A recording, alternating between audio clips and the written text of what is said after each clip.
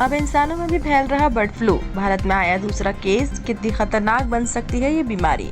भारत में एक 4 साल के बच्चे को बर्ड फ्लू की पुष्टि हुई है। ये वायरस पक्षियों में होता है, लेकिन इंसान में संक्रमण के बाद हेल्थ एक्सपर्ट्स की चिंता बढ़ गई है।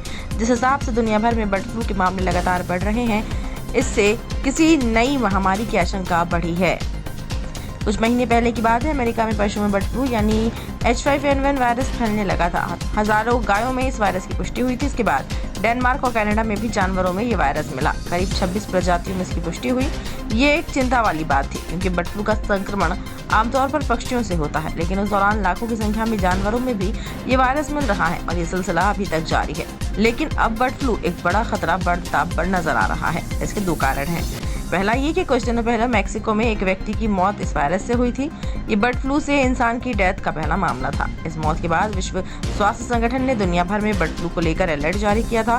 कुछ दिन ही बीते हैं और अब भारत में भी एक बच्चे में इस वायरस की पुष्टि हुई है। पश्चिम बंगाल में 4 साल के बच्चे में H5N1 वायरस मिला है। इतनी घनी आबादी वाले देश में बर्ड फ्लू का इंसानी संक्रमण चिंता बढ़ाने वाला है। ऐसा इसलिए क्योंकि इंसानों में ये वायरस आसानी से नहीं होता है। इस वायरस के इंसानों में संक्रमण के दुनिया भर में गिनती के ही मामले हैं। भारत में केवल 2 ही ऐसे केस हैं। एक मामला 2019 में आया था और अब एक और आया है। दुनिया भर में जिस हिसाब से बर्ड फ्लू के मामले जानवरों में बढ़ रहे हैं और इंसान भी अब संक्रमित हो रहे हैं, उससे नई महामारी का खतरा मंडरा रहा है।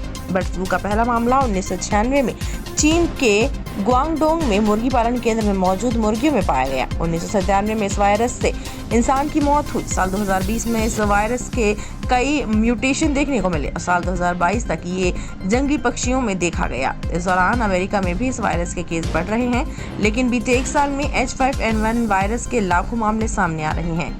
बड़ी संख्या में पक्षी और जानवर इससे संक्रमित हो रहे हैं, लेकिन इंसानों में संक्रमण ने चिंता बढ़ा दी है। एक्सपर्ट ने इसे लेकर अलर्ट किया है।